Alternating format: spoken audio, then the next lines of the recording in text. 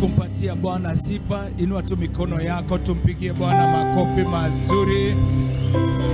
Unaweza fungua kinywa chako dakika moja, mwambie Bwana nakupa sifa. Ubari huu ambao umenileta, sifa zote ni zako. Fungua kinywa chako, mwambie Bwana. Tuko kwenye mwezi wa Disemba, mwezi wa mwisho wa mwaka wa 2025. Tunapotazama nyuma, tunaweza pata nafasi ya kuweza kumshukuru Mungu na kumwambia kwamba sifa zote, utukufu wote, heshima zote ni zako katika jina la Yesu Kristo, kwa sababu ya mambo yote ambayo umenifanyia, kwa msaada wote ambao umenijalia katika jina la Yesu Kristo wa Nazareti. Wacha sauti yako inuke kwake asubuhi ya leo katika jina la Yesu Kristo. Inua tu sauti yako kwa Bwana, mwambie kwamba sifa hizi zote, utukufu huu wote, heshima zote ni zako katika jina la Yesu Kristo wa Nazareti. Wewe peke yako ndio umefanya haya. Wewe ndiye ambaye umenisaidia. Wewe ndiye umenileta ubari huu kwa uwezo na nguvu zako. Ndio maana nakuletea sifa na kuletea shukrani katika jina la Yesu Kristo. Naliabudu jina lako takatifu in the mighty name of Jesus Christ. Nahusisha kila kitu ambacho kimefanywa kwenye maisha yangu na mkono wako mkuu, kwa uwezo wako na neema, kwa huruma zako, mfalme wa ajabu. Katika jina la Yesu Kristo niko jinsi nilivyo. Pokea utukufu na sifa na heshima katika jina la Kristo Yesu. Tumeomba na pia tumeamini. Amen. Dakika moja tumwambie Roho Mtakatifu. Sauti yangu sio nzuri, haijarudi kabisa, na kwa hivyo ninataka ya kwamba nisaidiwe nising'ang'ane tafadhali. Imerima sana Kericho, na kwa hivyo naomba ya kwamba ichungwe na itunzwe. Kuna kazi kubwa sana ambayo inastahili kufanya.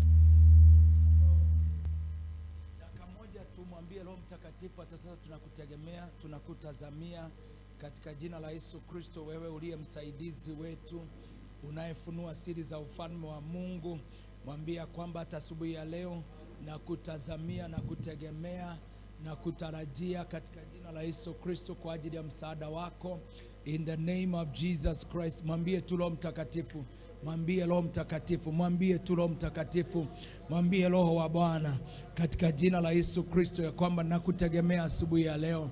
Nifunulie siri za ufalme, nisaidie katika jina la Yesu Kristo. Yafunue mapenzi ya Mungu kwangu in the mighty name of Jesus Christ. Na kutarajia na kutegemea na kutazamia Roho wa Bwana in Jesus mighty name. Amen. Amen. Amen. Kabla tujaketi, ningependa ya kwamba usalimie mtu mmoja wawili, wajulie hali, muulize Disemba inakupeleka aje? Muulize Disemba inakupeleka aje? Na umeanza Disemba aje? Amen. Amen. Alafu ningependa wa mwisho umpigie makofi. Mwambie you are very smart, you are a special person. Bingu imeamua kukufaidi, kukubariki, kukuinua katika jina la Kristo Yesu. Alafu ningeomba ya kwamba tukaweza kuketi katika jina la Yesu Kristo kwenye uwepo wa Bwana, na naamini ya kwamba Bwana ataweza kutubariki na pia kutusaidia. Watu wa technical, mniondolee hiyo sauti kwa speakers, na Mungu najua kwamba ataweza kutusaidia na pia kutubariki. Nashukuru Mungu kwa sababu ya nafasi hii ambayo ametujalia asubuhi ya leo tuweze kupatikana kwenye nyumba yake kwenye ibada yetu ya kwanza siku ya leo, na najua ya kwamba Mungu ataweza kutusaidia na pia kutubariki katika jina la Yesu Kristo tunapoketi kwa sababu ya kumega mkate asubuhi ya leo. Disemba nimekuwa nikifikiria na nikaelewa ya kwamba kama kuna kitu ambacho tunafaa kufanya Disemba ni kuweza kumshukuru Mungu. Na kwa hivyo mada yetu ya mwezi wa Disemba, mwezi wa mwisho wa mwaka wa 2025, itakuwa itakuwa theme ya shukrani. Na ningependa asubuhi ya leo kwa dakika chache ambazo ziko mbele yangu niweze kuzungumza kuhusu kanuni ya kushukuru. Niliwaambia siku moja, niliuliza mshirika mgeni kwa ndoto, nikamuuliza ukiongea kuhusu kanisa hili utasema nini kulihusu? Akasema jambo la kwanza, akaniambia kwamba ni kanisa la holiness. Ilikuwa kwa ndoto. Jambo la pili akaniambia kwamba nikaona amepick attitude, akaniambia kwamba ni kanisa la principles. Ni kanisa la principles. Yes, so kila wakati mpaka Yesu atakaporudi nitakuwa nazungumza kuhusu kanuni za ufalme, the principles of the kingdom, na huwa nasema ya kwamba ufalme huu unatawaliwa na kanuni, na nimeishi kusema ya kwamba siri ya ufalme huu ni kujua zile kanuni, kuweza kuzitumikisha, practicing those principles. Number 3, nimesema ya kwamba ni kuweza kuambatanisha zile kanuni na matokeo, so matching the principles with the outcome.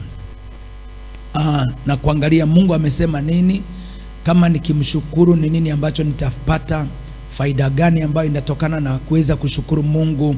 Hivyo ndivyo ninamaanisha. So the principle of thanksgiving. Nimekuwa nikiangalia asubuhi ya leo kuhusu mwaka wa 2025, na nikakumbuka ya kwamba Mungu alisema ya kwamba utakuwa mwaka wangu wa the supernatural, na nimekuwa nikijiuliza baadhi ya mambo ambayo ninaweza ekelea kindole kwenye mwaka huu, na niseme ya kwamba kweli Mungu amenifanyia mambo ambayo sio mambo ya kawaida.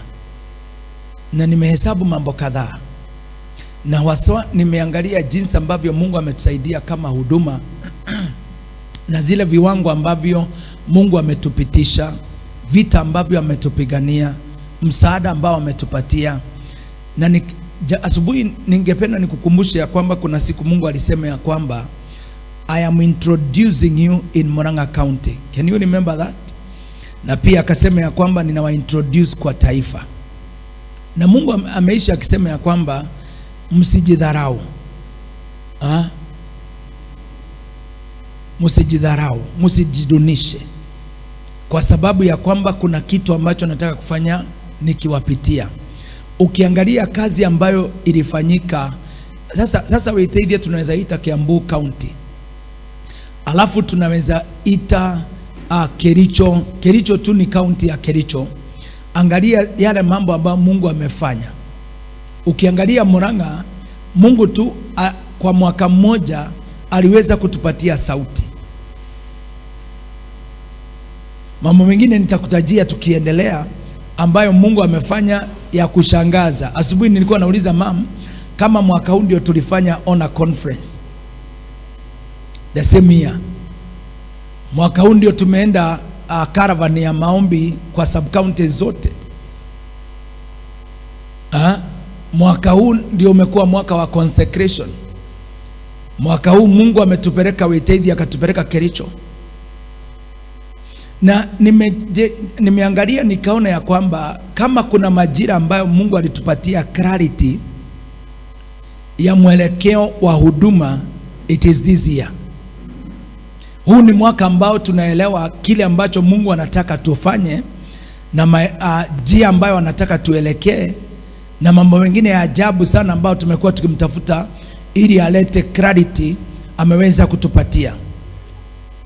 Kuna watu ambao kama Pastor Sala wametendewa miujiza ambayo ni ya ajabu na ya kipekee this year.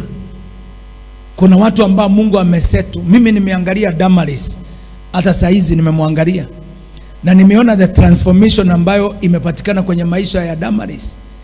Watu wangapi ambao ni shahidi na mimi wanaangalia Damaris wanaona kitu tofauti? Yes. Mwaka huu kuna mambo ambayo watu wengine wakikosa kuona, sisi tutawakumbusha. So Damaris, usipoona sisi tutakukumbusha, na tutakwambia kwamba sisi tunaona utofauti kwenye maisha yako. Mwaka huu ndio Mungu amepatia Kevin Ngari na watu wengine this year. Kuna mambo Mungu amefanya. Sunday tunapatana hapa, nitatangaza hayo, lakini kwa sasa ningependa ya kwamba tuangalie mambo ya kanuni ya kushukuru, the principle of thanksgiving. Na ningependa ya kwamba sijui kama taandika kitabu on this, lakini nilijaribu kuangalia kama nitapata nafasi ya kuweza kumalizia, of which itakuwa ngumu, objectives ambazo ningependa niweze kuwafikia ninapofundisha kuhusu kanuni ya kushukuru. Jambo la kwanza, mengi ambayo nitasema ni kama kukumbusha ama kuwakumbusha kile ambacho tayari nimeweza kuwafundisha na watu wengine ambao wamesimama hapa wakinena kuhusu Thanksgiving. Jambo la kwanza tungependa tuelewe, tunapozungumza kuhusu Thanksgiving tunamaanisha nini? We will define what Thanksgiving is. Number 2, katika objectives zangu asubuhi ya leo, ningependa nijaribu kuelezea kuhusu aina za shukran ama types of Thanksgiving. Aina za shukran. So number 1, niweze kuelezea. Hebu nisaidieni tupigie Bwana makofi kwa sababu ya Mama Timo. Najua kuna baadhi yetu tunaweza kosa kujua Mama Timo, lakini kuona Mama Timo kwa kanisa siku ya leo ni muujiza mkubwa kwangu. Huyu mama tumetembea naye safari ndefu sana. Sijui alianza kuosha hii kanisa ikiwa sijui ilikuwa ya nini, and all that. She has done a lot in this work. Mama Timo, we celebrate you, tunakuheshimu katika jina la Yesu Kristo. Thank you for coming. So number 1, tunataka kuelewa shukrani ni nini. Number 2, aina ya shukrani. Number 3, sababu ambazo zitafanya tuweze kumshukuru Mungu. Reasons why we should give thanks to God. Number 4, tutaangalia njia, ways of giving thanks. And number 5, nataka nifikishe number 7. Number 5, sababu ambazo zitafanya tuweze nimerudia hiyo. So ways of giving thanks. Number 6, how to give thanks when circumstances stinks or stink. How to give thanks when circumstances stink. Jinsi ya kumpa Mungu shukran wakati the motivation sio hali, lakini ni kuonyeshe kwa nini utamshukuru Mungu hata wakati ambapo hali zinasema ya kwamba hastahili shukrani. And number 6, tutazungumza kuhusu roadblocks ama hindrances, vizuizi ambavyo vinazuilia watu kuweza kumpa Mungu shukrani hata ingawa anastahili. Let me repeat those things, kwa sababu zitanisaidia kuweka msingi. Nikipata nafasi hata katikati ya wiki nitaweza kufundisha mambo haya ambayo sitakuwa nimemalizia, na mwezi wa Disemba tutasukuma mambo haya mpaka tuweze kufika mahali ambapo Mungu atasaidia. So objectives za mafundisho ya leo ama somo la siku ya leo. Jambo la kwanza, nilisikia mtu mmoja akisema ya kwamba njia moja very effective ya kufundisha ni kupitia repetition, kurudia. Na mwingine akasema ya kwamba ndio mtu ashike kitu, niko na walimu hapa, anafaa kurudiwa mara 7. Sijui kama ni ukweli ama ni mwalimu wa kanisani, sio mwalimu wa darasa. So define what Thanksgiving is. That is number 1, objective. Number 2, types of Thanksgiving ama aina za kushukuru. Number 3, sababu ambazo zitafanya tumshukuru Mungu. Number 4, njia za kumshukuru Mungu. Number 5, jinsi ya kumpa Mungu shukrani wakati ambapo the motivation sio hali. Number 6, vizuizi, roadblocks ambazo zinazuilia mtu ama watu kumpa Mungu shukrani. Naamini ya kwamba tuko pamoja mpaka hapo. Si tunaelewana? Yes. Jambo la kwanza ambalo tunafaa kuelewa kuhusiana na Thanksgiving ama shukran, tunasema ya kwamba man is naturally ungrateful. Ningependa tuanze hapo.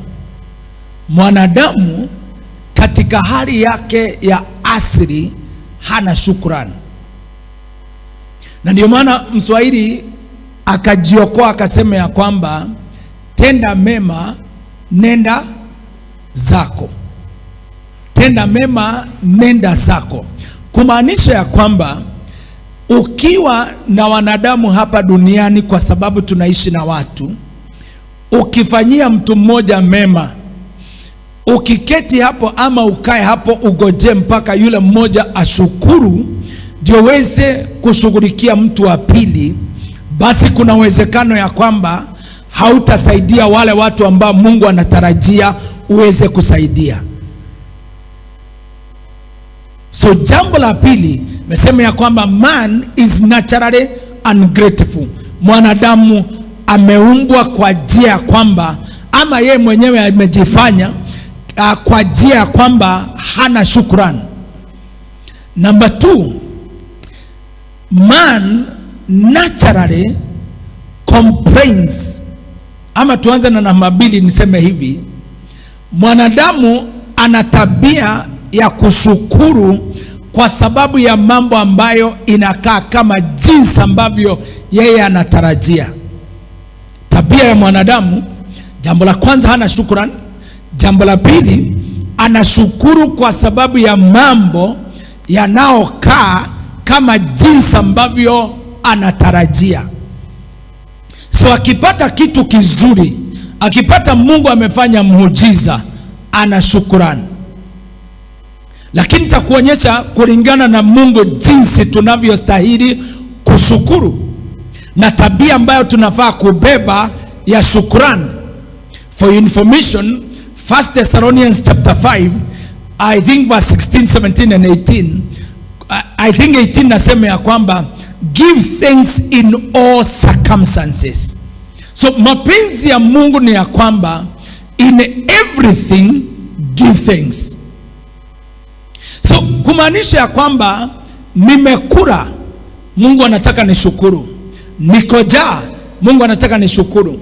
Niko na mavazi, Mungu anataka nishukuru. Nimekosa mavazi, anataka nishukuru. Mimi ni mgonjwa, anatarajia nishukuru. Niko na afya, anataka nishukuru. Nimeolewa, nishukuru. Sijaolewa, nishukuru. Nina watoto, nishukuru. Sina watoto, nishukuru. Niko na kazi, nishukuru. Sina kazi, nishukuru. Mungu anatarajia ya kwamba tumshukuru katika njia zote na hali zote. Takuja kwa hiyo nikijaribu kuangalia number 5. Objective number 5. Takuja kwa hii. So number 1 tumesema ya kwamba man is naturally ungrateful. Number 2, anashukuru kwa sababu ya vitu ambavyo vinakaa kama vile ambavyo anatarajia. Number 3, naturally mwanadamu akipata kitu ambacho hakikai kama jinsi ambavyo anatarajia, analalamika. So mambo matatu. Man is naturally ungrateful.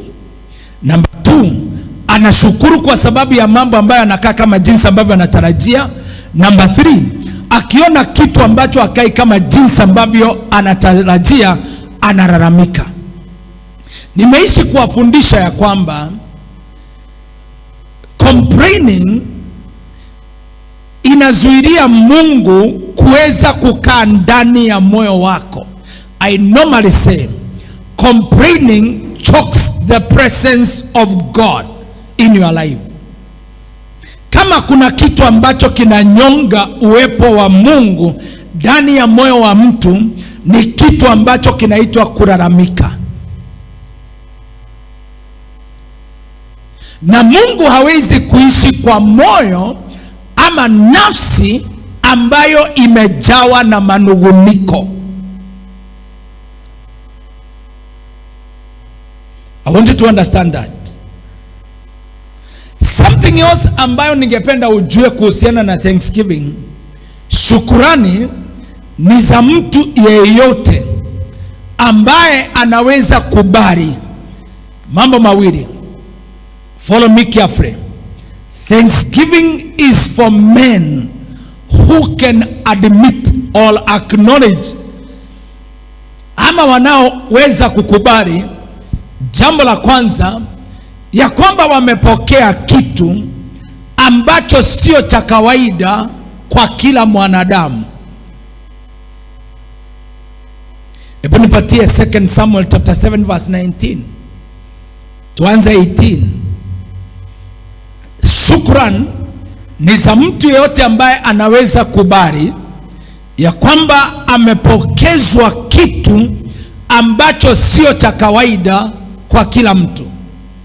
Watu wangapi, hata ingawa itakuwa ngumu kwenu? By the way, mimi nikienda Kericho Monday hiyo ya kurauka kwenda Kericho, nilitoka mazishi nyumbani. Wiki hiyo tulifiwa, na nikaambia watu kadhaa hapa kanisani, na nikawaambia msiongee hiyo maneno, don't tell anybody. Nilipoteza mtoto wa dada yangu. Ile wiki mliona tukiwa na conference, na maliza conference ninachomoka, nilikuwa naenda kupanga mazishi. So na nilikuwa nataka nikimbize yale mazishi yafanywe Friday hiyo wiki, tukienda na conference ikashindikana. Ikasemekana labda ifanywe Monday ama Tuesday. Nikamwambia tafadhalini muifanye Monday kwa sababu Tuesday sitapatikana. So mimi Monday nilitoka mazishi, nilishinda mazishi the whole day. Alafu Tuesday nikarauka nikaenda Kericho. So watu kadhaa hapa ndio wanajua, kina Pastor Helen, akina mama, akina Faith, na nikamwambia msiambie mtu. So mwaka huu nilikuwa nataka niseme ya kwamba nimekumbuka tu, hiyo wiki nilikuwa na mtu kwa hospitali. So unajua kuna siku moja niliamka nikaenda Thika kuangalia mgonjwa, mtu wa familia kwa hospitali. Alafu nikakuja nikaenda nyumbani kupanga mazishi, nikarudi kwa sababu ya mkutano and all that. So ninasema ya kwamba nimefikiria hivyo, niseme hivi ya kwamba kuna watu ambao tumeenda mazishi mwaka huu. Kuna watu ambao wameaga dunia mwaka huu. Kuna vitu ambavyo vimefanyika kwenye maisha ya watu mwaka huu. Sasa wewe kuwa hai mwaka huu, ningependa ujue ya kwamba Mungu amekufanyia kitu that is not common to everyone. Nilijua nikiwaambia kwamba niko na shida hizo, jambo la kwanza hamta concentrate na Kericho. Jambo la pili hamta concentrate na conference. Hamtaomba. Mtaenda kuangalia mambo iko namna gani kule Gishagi na mazishi tafanywa namna gani. So I decided ninyamaze. So Daudi anasema, anamwambia Mungu, usitoe hiyo scripture. Bible inasema, then King David went in and sat before the Lord, and he said, who am I, sovereign Lord? And what is my family that you have brought me this far? Watu kama hawa ninawatafuta on Sunday coming, ambao wanaweza uliza swali hili, mimi ni nani na jamii yangu ni akina nani, ya kwamba umetuleta ubari huu mwaka mzima, miezi 12. Hebu angalia verse 19. And as if this were not enough in your sight, sovereign Lord, you have also spoken about the future of the house of your servant. Sasa kama Ehem na Emmanuel Worship Center tunafaa kusimama na this scripture. And this decree, sovereign Lord. Hebu nipatie ile ambayo nasema, inamuuliza swali, is this your usual way of dealing with man? That is what I'm looking for some. Daudi anamuuliza, hii ndio njia yako ya kawaida ya kushughulikia wanadamu?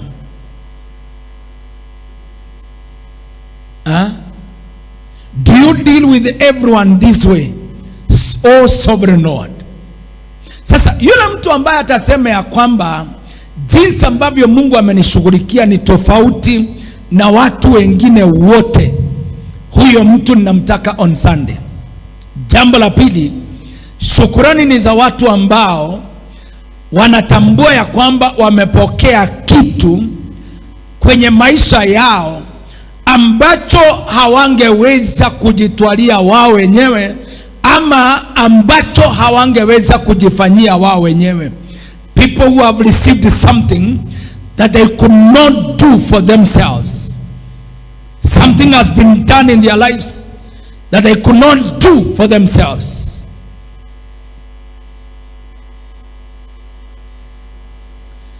Hawa watu ambao wanapokea kitu ambacho hawangejifanyia, of course wanajua kama sio mimi nilijifanyia jambo hili, nani ambaye alinifanyia?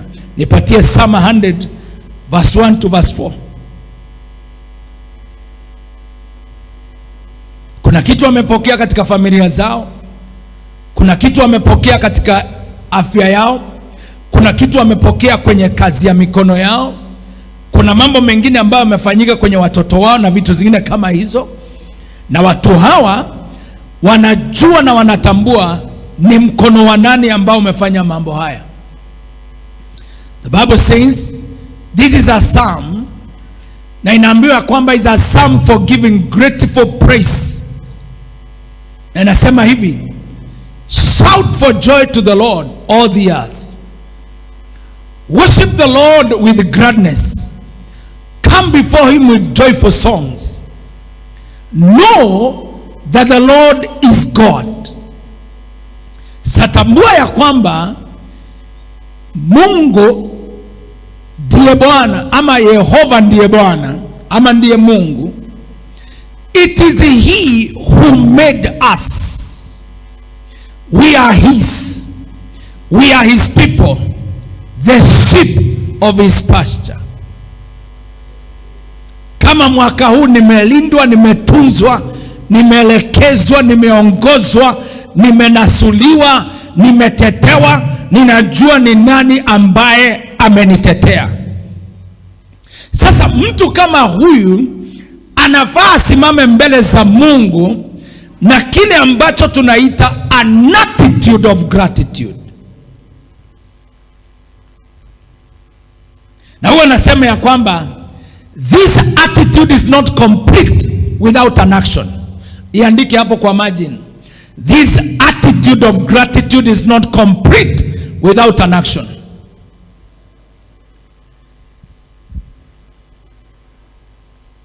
Na ninasema hivi, baadhi ya watu ambao bado wanamgoja Mungu kwa sababu ya ahadi ya the supernatural na vitu zingine ambazo Mungu ametuahidi, nataka nikuingize kwenye merikabu hii, nikwambie kwamba wakati tunapomgojea Mungu, like this statement somewhere, we wait upon God in prayer through thanksgiving, not multiplied requests. Wacha nikuweke kwenye merikabu hii, we wait upon God in prayer. Sasa Mungu tumemuomba, amesema kile ambacho anataka kufanya na ametuahidi mambo.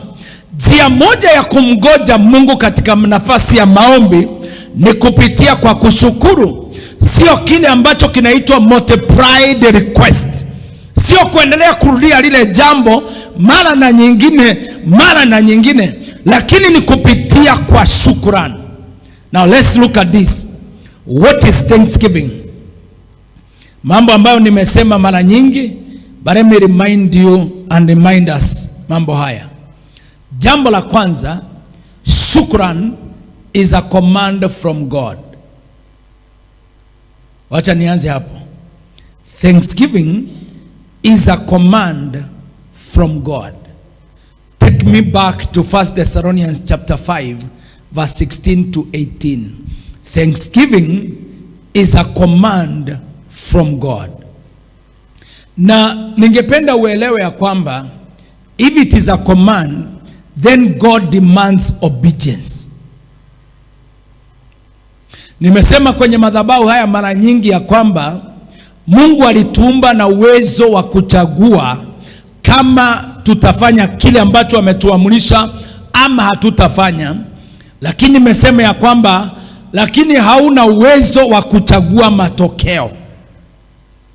So Mungu akiamrisha tufanye jambo, anatuachia kwa sababu tuko na the power of choice, uwezo wa kuchagua.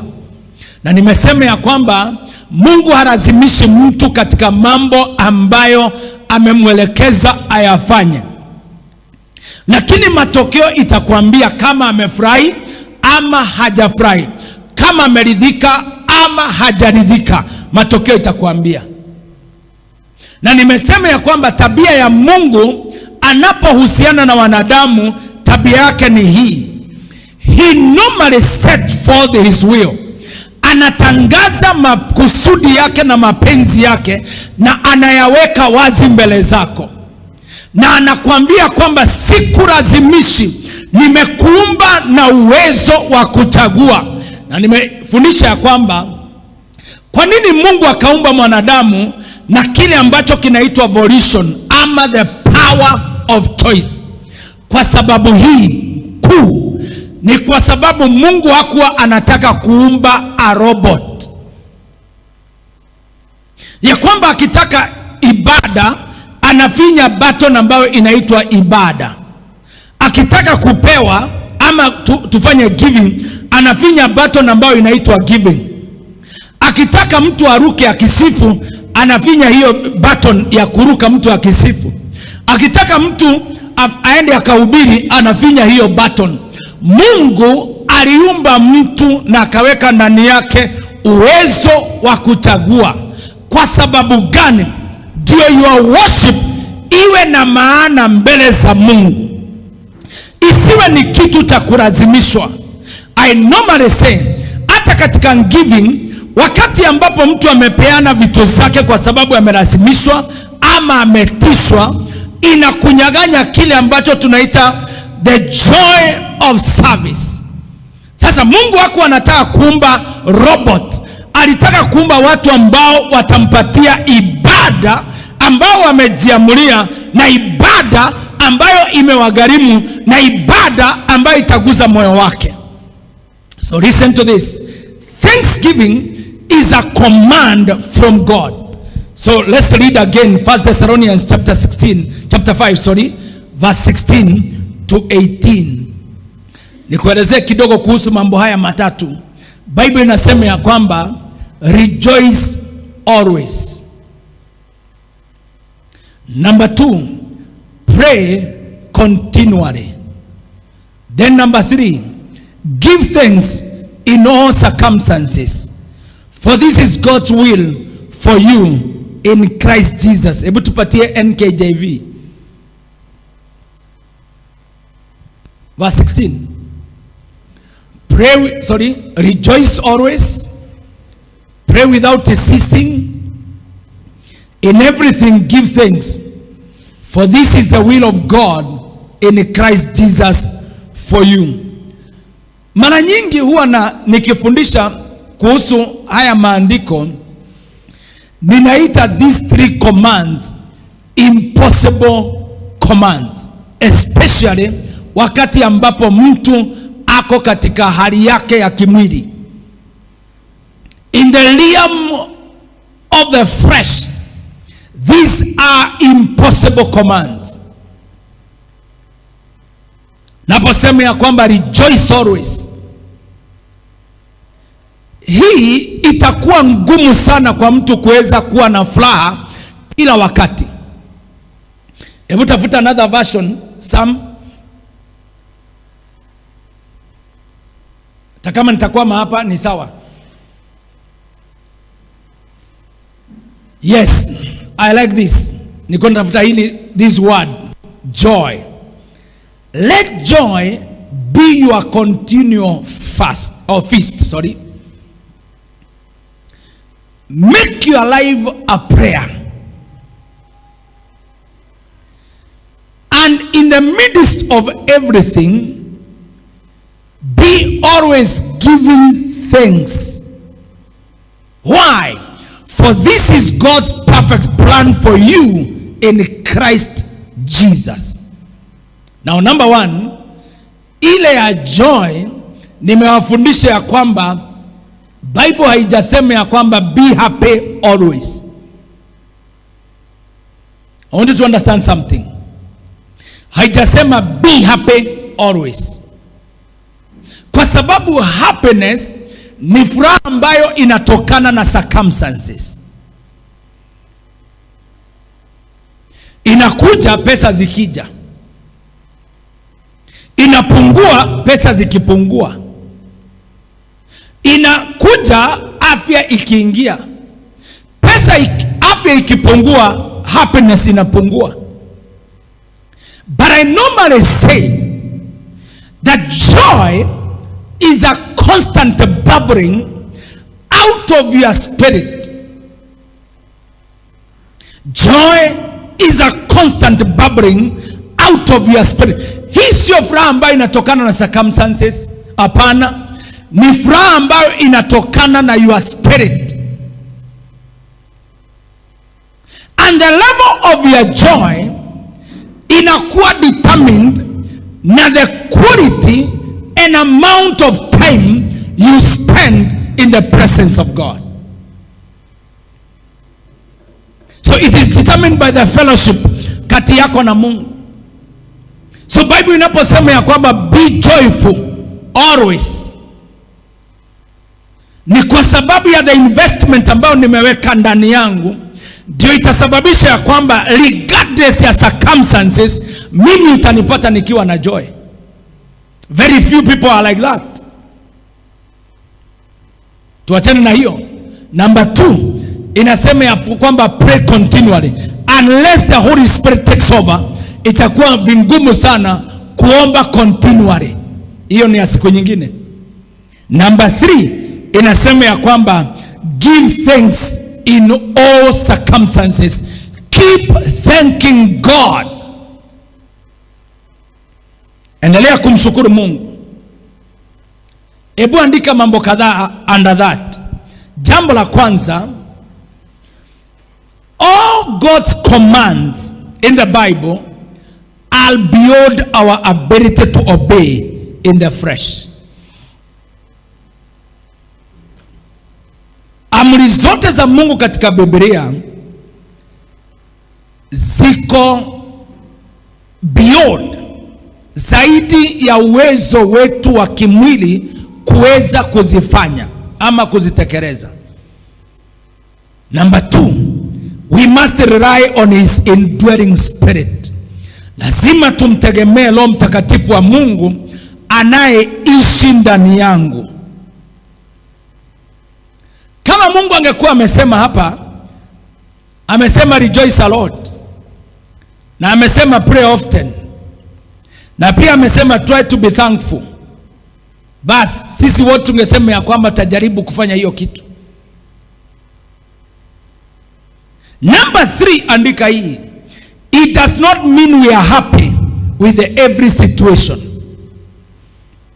For us to give thanks to God, sio kumaanisha ya kwamba tuna furaha na kila hali ambayo inatokea kwenye maisha yetu.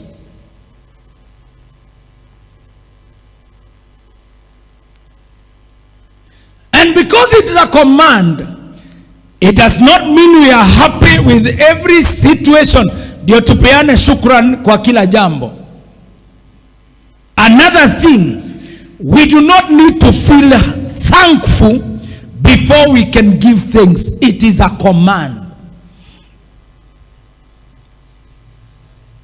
Hatufai kugojea mpaka wakati ambapo tahisi ya kwamba leo tunagadho sasa uanze kupeana shukran. Hapana. Bible inasema ya kwamba keep thanking God, and I'll tell you why. Ya mwisho under that, andika hii.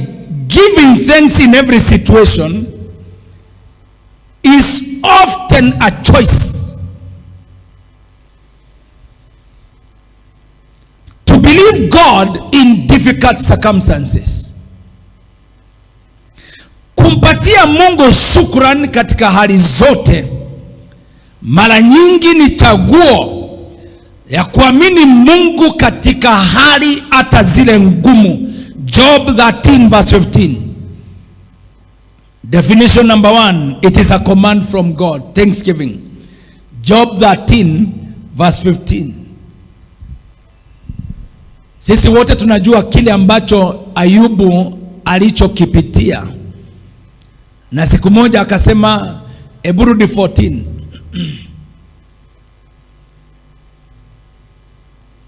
Why do I put myself in jeopardy and take my life in my hands? Akasema hivi, hata baada ya kupitia hali ngumu kiasi hicho, anasema though he slay me, yet I hope in him. I will surely defend my ways to his face. Achana hiyo ya kudefend, kwa sababu alijaribu kudefend. Achana na yeye. Anasema ya kwamba though he slay me, yet will I hope in him. Hata kama ataniua, bado nitamtumainia. Kumwamini Mungu katika hali ambazo ni ngumu. Habakkuk chapter 3 verse 17. Hii tunajua yote. 3:17. Kwa haraka tafadhali Sam. Hebu rudi verse 15. 15. The Bible says you trampled the sea with your horses, churning the great waters. I heard and my heart pounded, my lips quivered at the sound. Decay crept into my bones and my legs trembled. Yet I will wait patiently for the day of calamity to come on the nation invading us. And 11:17 anasema hivi, though the fig tree does not bud and there are no grapes on the vines, though the olive crop fails and the fields produce no food, though there are no sheep in the pen and no cattle in the stores. Verse 18 nasema nini?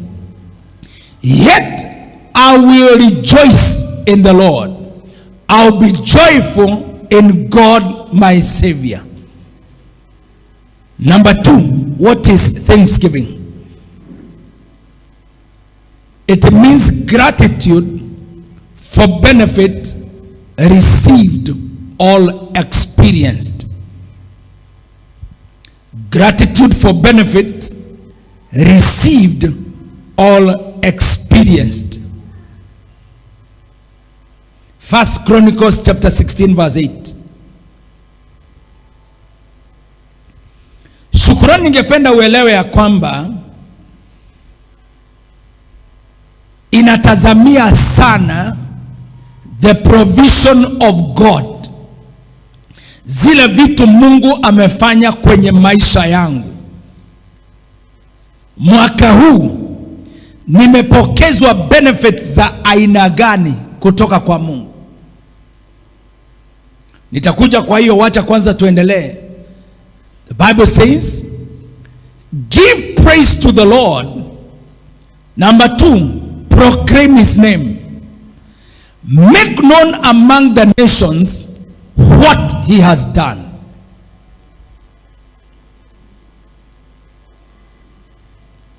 Hebu tusome kwa pamoja 1 to 3.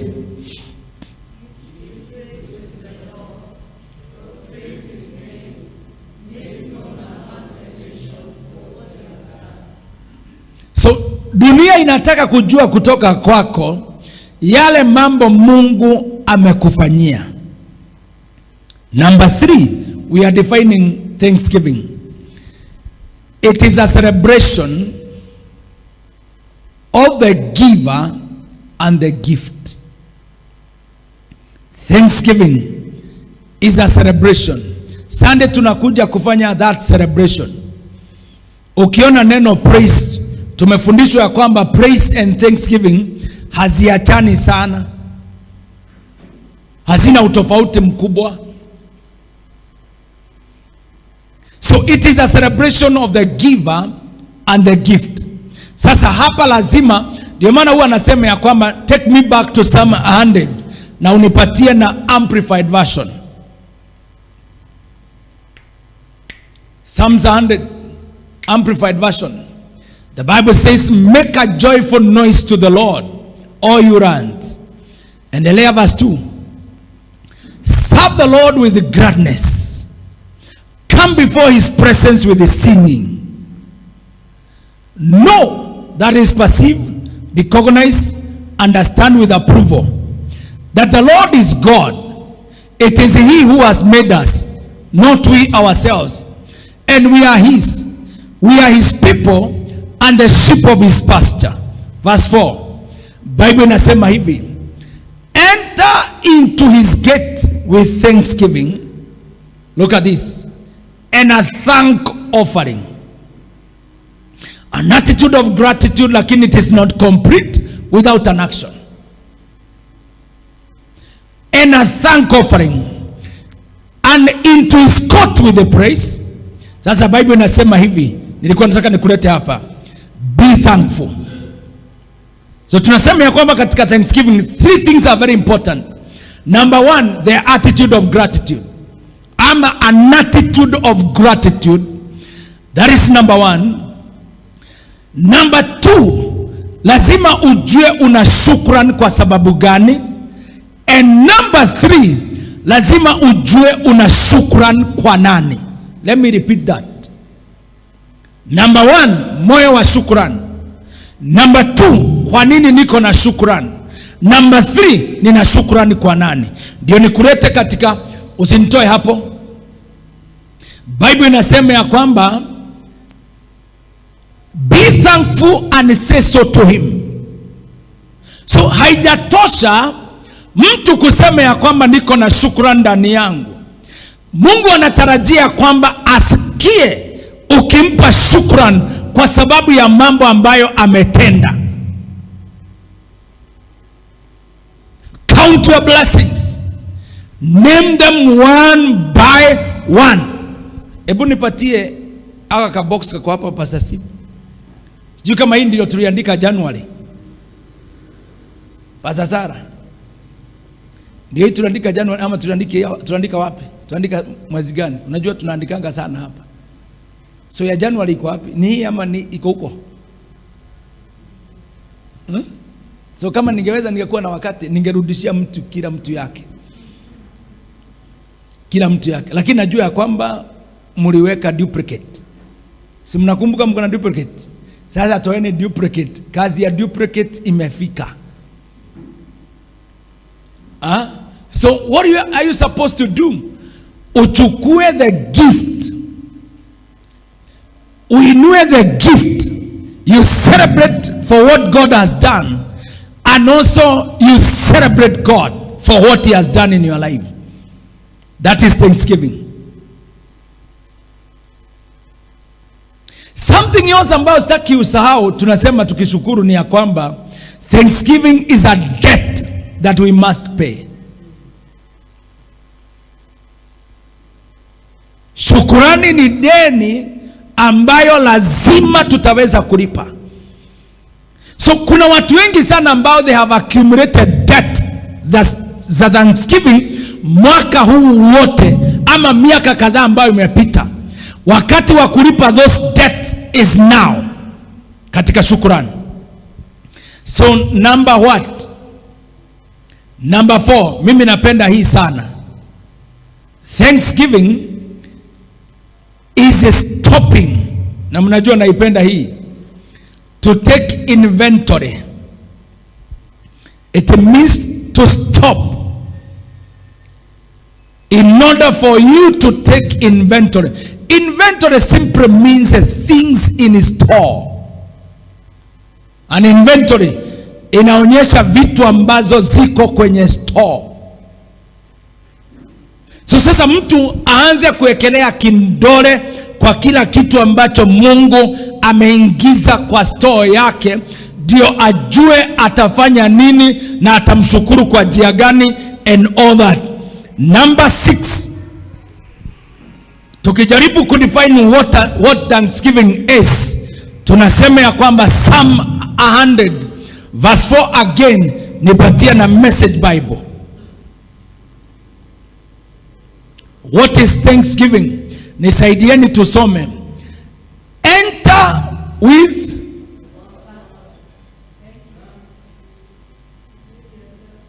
mmekuwa madarasa 4. So nataka tuwe darasa moja. 1 2 3.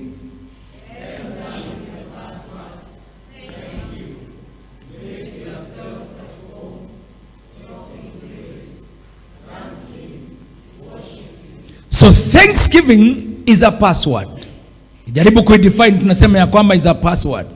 And what is a password? Tuko katika era ya passwords. Nasema ya kwamba a password is a combination of letters or words that gives you access. So thanksgiving is a password. Sasa tunaenda kuingia katika majira mengine ya 2026.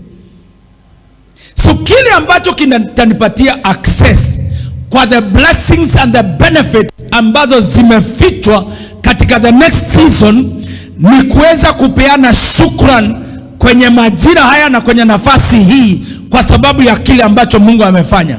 Can I tell you something? Labda tutaisema tukiendelea. Mtu ambaye ameona kidole cha Mungu kwenye maisha yake na hajamshukuru Mungu kwa sababu ya kidole, kuona kidole cha Mungu kwenye maisha yake, that person does not qualify to see the hand of God.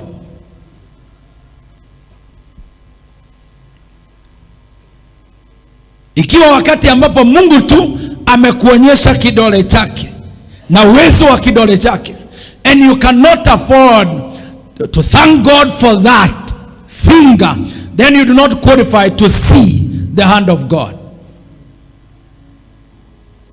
So chochote ambacho Mungu amekufanyia, amua ya kwamba utamshukuru kwa sababu ya kile amefanya. Na hebu tumalizie na hii kwa sasa, aina za shukrani katika our objectives. Kuna kitu kama hicho ambacho tumesema tutazungumzia. Jambo la kwanza, this is like a summary kwa sababu I think I have mentioned several of them. So number 1, tunaita assumed gratitude. Assumed gratitude. Hii ni ile shukrani mtu unafanyia mtu kitu ama Mungu anakufanyia kitu, na hata kwenye moyo wako unasema ya kwamba hata Mungu anajua niko na shukrani. Hata mtu fulani nipatie Psalm 92 verse 1. Hata Mungu anajua ya kwamba niko na shukrani. Watu wakiitwa kwa sababu ya siku ya shukrani, unasema hata Mungu akiangalia moyo wangu anaona ya kwamba umejawa na shukrani. Kuna kitu ambacho kinaitwa assumed. Na nafikiria kwamba hii ndio ilitembea na wale majamaa ambao waliponywa ukoma, alafu hawakurudi kumshukuru Mungu, waliendelea tu na safari na maisha yao. They assumed hata Mungu anajua ya kwamba tuna raha kwa sababu ya kile ambacho ametufanyia.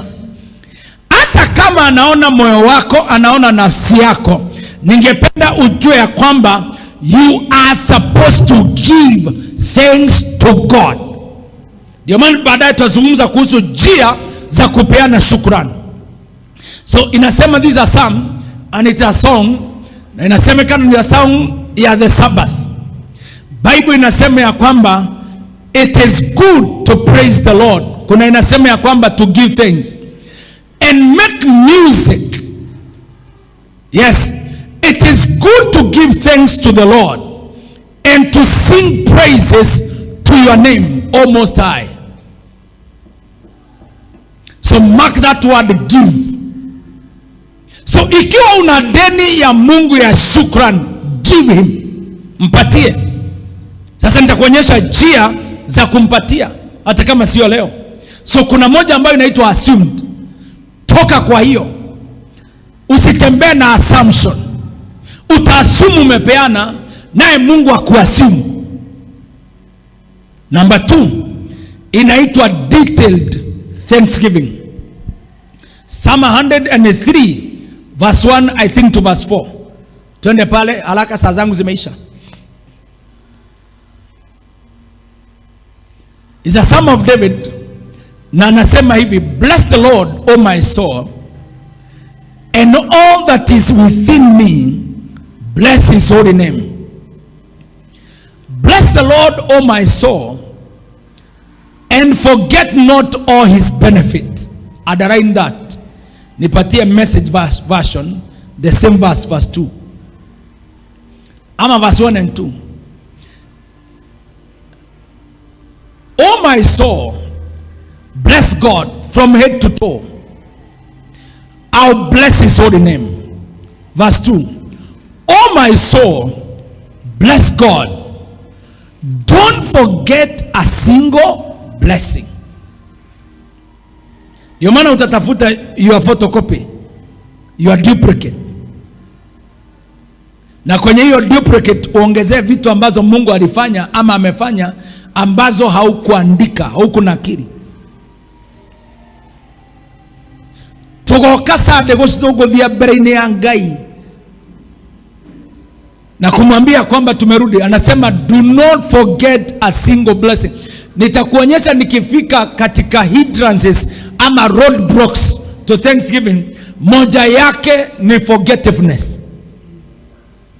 Ukisahau na kitu ambacho Mungu alikufanyia, hautamshukuru. Ukweli wa maneno ndio huo. Number 3. Tumalizie hii. End of verse 3. Anaanza kuhesabu yale mambo ambayo Mungu amemfanyia yanayostahili amtukuze Mungu kwa sababu yake. Anasema he forgives your sins. Everyone. Yote. He heals your diseases. Yote. Number 4. He redeems you from hell.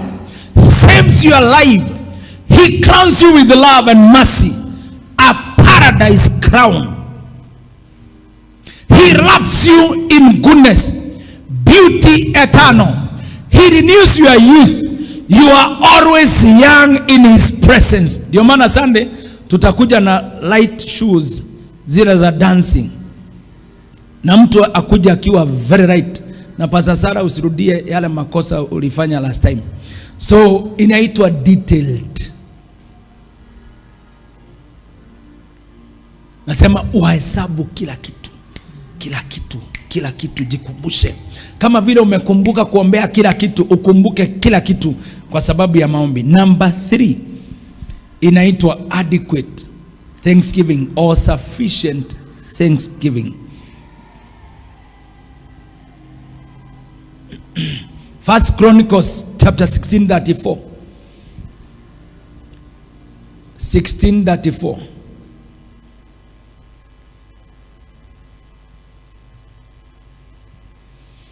The Bible says, give thanks to God. Why? He is good and his love never quits. Hata wakati ambapo tunaona inafaa kutuondokea ama ule upendo unafaa kutuondokea, hauondoki.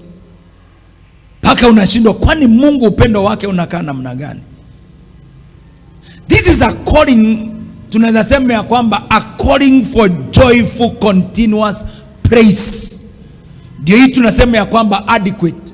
Katika hii vocabulary ya adequate hauwezi mpatia Mungu shukrani ambazo itatosha, hauwezi. Lakini mtu anaweza kuwa na hii ambayo tunasema ya kwamba joyful continuous praise. Moyo wangu unabubujika kila wakati na sifa kwa sababu ya matendo yake. Number 4, superficial. Amos chapter 4 verse 5. Ni kitu ambacho kimepeanwa, kimekuwa expressed hapa juu hivi juu and all that. Haina uzito, haina kina, haitagharimu mtu kitu. It is superficial. This is gratitude ambayo imeelezewa tu kupitia kwa maneno, through words. maneno peke yake. Mungu hapa anazungumza kuhusu empty, inaitwa gestures. Yaani hawa watu wanaoneshana ni kana kwamba wanampenda Mungu, wanamtumikia Mungu, lakini ukiangalia kile ambacho wanapeana ni horo, haina kitu ndani. Ndio maana Bible inasema in the book of Psalm 100, I think 100, yes, inazungumza kuhusu an offering of gratitude. Take me to Psalm 50 verse I think 14. Tunamalizia because of time. Superficial. Andika hii, gratitude is best expressed in actions. Shukrani ziko sawa sana wakati ambapo zimepeanwa kupitia kwa matendo. One of them being dancing. You dance before God. Number 2, praising. Number 3, offering ama offerings.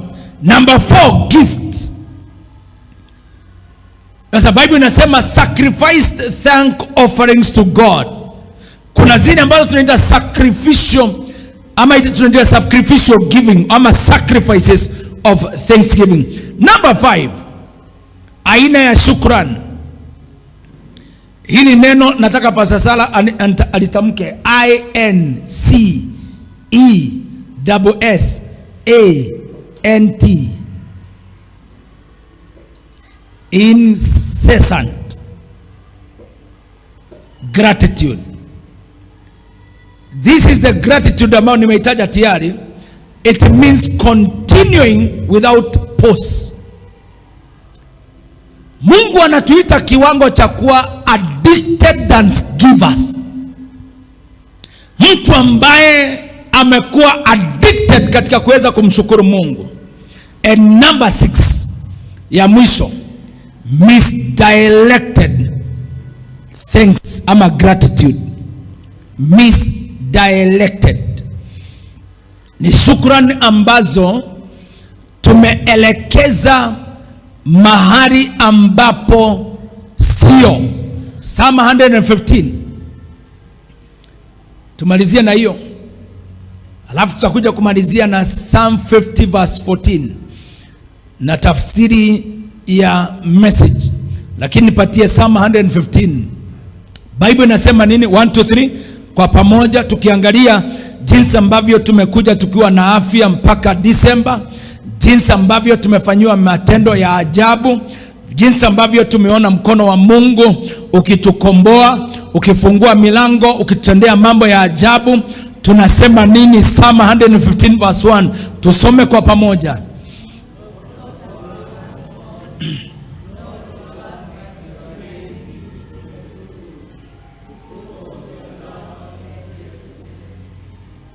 Haya, kuna wakati ambapo Mungu anatenda kitu, lakini tunachukua shukrani na sifa kwa sababu ya kile kitendo na tunapelekea mtu mwingine na tunaelekeza kwa mtu mwingine. So on Sunday this is what we'll be doing.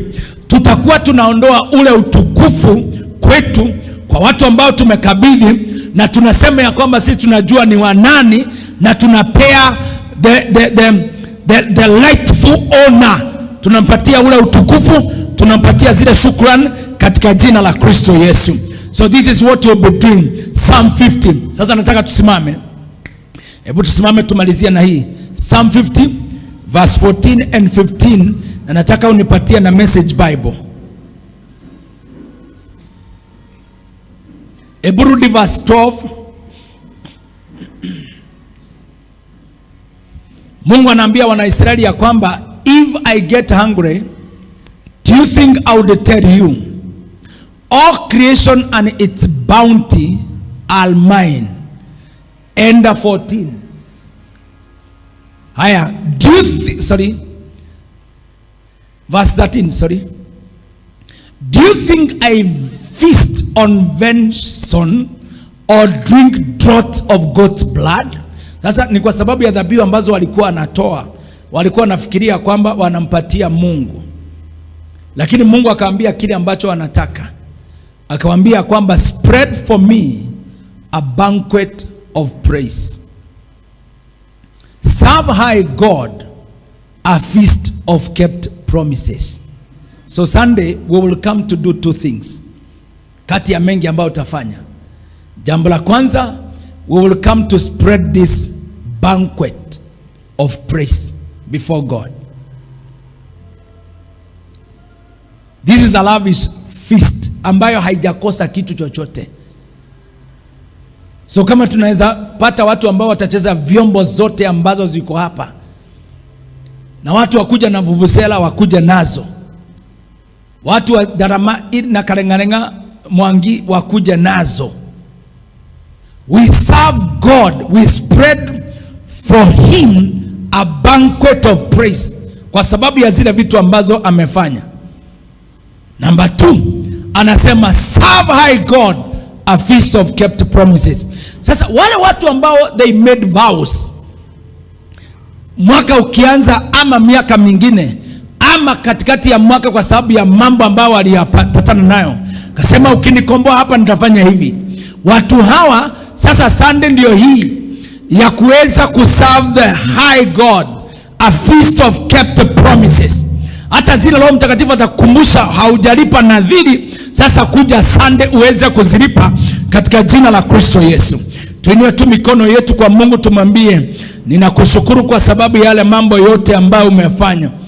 Alafu mwambie Roho Mtakatifu, nikumbushe deni yeyote ambayo niko nayo mbele za Mungu, kwa sababu ya shukrani, kwa sababu ya mambo ambayo amenifanyia, na ninaomba ya kwamba ukaweza kunisaidia na kunikumbusha, ili ya kwamba niweze kulipa deni yote kabla majira haya hajaisha. Mungu, niweze kuwajibika katika jina la Yesu Kristo wa Nazareti, na nikupatie shukrani kwa kila jambo ambalo umefanya kwa ajili ya maisha yangu katika jina la Yesu Kristo, jamii yangu, huduma yangu, kanisa letu, watoto wangu, kazi ya mikono yangu, katika jina la Kristo Yesu wa Nazareti. Roho Mtakatifu wa Mungu, nikumbushe in the name of Jesus Christ of Nazareth. Sauti zenu ziko chini sana, mwambie tu Roho Mtakatifu akukumbushe. You don't want to assume, you want to give God detailed gratitude, you want to give him adequate thanksgiving. Hautaki kumpatia superficial. You want kufika katika maeneo ya unaddicted thanksgiver. Unataka kuondoa thanksgiving ambazo umejipatia wewe mwenyewe, umepatia watu wengine, umepatia vitu, umepatia nguvu zako, umepatia hekima yako, na unataka kuredirect those gratitudes, uzipeane kwa Mungu katika jina la Yesu Kristo wa Nazareti. Mwambie Roho Mtakatifu, nitayarishe, kwa sababu nataka nipatie Mungu wangu a banquet of praise in the name of Jesus Christ, kwa sababu ya mambo ambayo amenifanyia katika jina la Yesu Kristo wa Nazareti. Oh God, atesote malka pela fatuma intatinde esoka tenga malka resu tetiasabin Husenan naenteti make apela zanako paradiso tenaende sela riketangeto satetai himba sapepa teijesul. Bwana, tunakuabudu. Hata sasa tunakupigia makofi kwa sababu ya mambo yote mema ambayo umetufanyia, kwa msaada wako na neema, kwa nguvu zako na ukuu wako. Tunakupa makofi mazuri in the name of Jesus Christ of Nazareth. Amen. Amen. Majira haya tumesema ya kwamba we are stopping. Tunajua ya kwamba tuko na mambo mengi ya kumwambia Mungu na mahitaji mengi, lakini we will suspend that. Kwanza tumpe Mungu shukrani za kutosha katika jina la Kristo Yesu. Nitaendelea kuzungumza mambo haya mengine in our second service, na ninajua kwamba Mungu atasaidia, na nikipata nafasi nyingine nitaendelea kuzungumzia mambo haya na Bwana atasaidia. Naamini ya kwamba tumesaidika. Ukweli wa maneno umesaidika. Sawa sawa. Bwana atubariki na atendee mema. Tunaweza keti ili ya kwamba Pastor Steve atusaidie na matangazo. ama aniruhusu nitangaze.